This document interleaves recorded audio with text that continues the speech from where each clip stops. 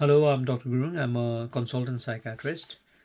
I tend to read one book per week, and this week I managed to finish this lovely book. The title of this book is Our Brain and Our Self.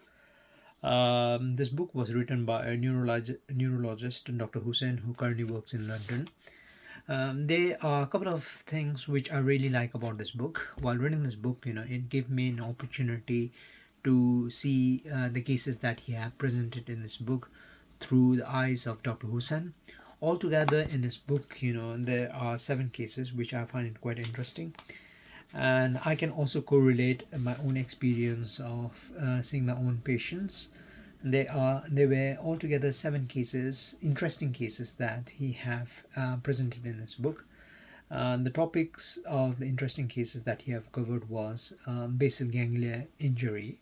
He also covered different types of dementia like Alzheimer dementia, semantic dementia, Lewy body dementia, frontotemporal dementia, and there were 2 more interesting cases which in my clinical practice I've never seen, but it was a good opportunity for me to know how it present.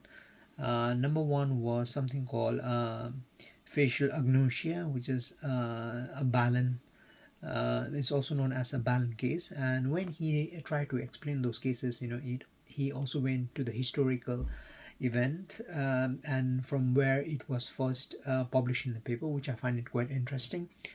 There was also an interesting case of alien hand syndrome, which I haven't encountered in my own clinical practice, but reading this, it really helped me to get a knowledge of how it presents. The second thing I found quite fascinating about this book is it also covers more in detail of the histories of different kind of this cases. Um, Reading this book, that really helped me to understand history. Like for example, in the case of like Alzheimer, it comes this name comes from a scientist called Alois Alzheimer. He was the first one to see the case of Alzheimer in a patient called Auguste, and the paper was first published in 1905. I also found it interesting that Lewy body uh, comes from a doctor whose name was Fossis Lewis, and he published a paper in 1910. So, having said that, there are 7 cases which, while reading this, what I felt was, those cases and those experiences will stick in my own clinical practice. The second thing which I found it quite fascinating of this book is our own identity of self and identity of ourself in individual, group, and society. These are all the illusions of reality created by our brain, which can also be clouded by our own prejudice, bias. So I need to be more aware of all of those things that can cloud my identity.